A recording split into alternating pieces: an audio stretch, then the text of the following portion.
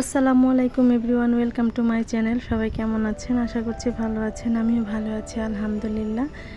জীবনের প্রথম একটা রেসিপি করেছি, সেটাই হচ্ছে একটু করে আপনাদের সঙ্গে শেয়ার করব।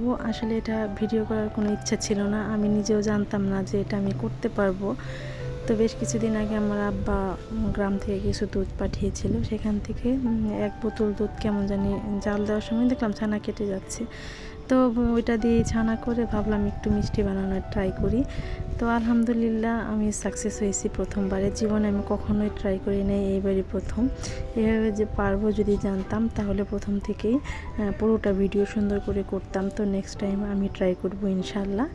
তো এই ছিল আমার আজকে ছোট্ট একটা মিনি ব্লগ। সবাই ভালো থাকবেন, সুস্থ থাকবেন, মাই ওয়ার্ল্ডের সাথে থাকবেন। প্লিজ চ্যানেলটা সাবস্ক্রাইব করবেন। ধন্যবাদ সবাইকে। আল্লাহ হাফেজ। কত বাদাম না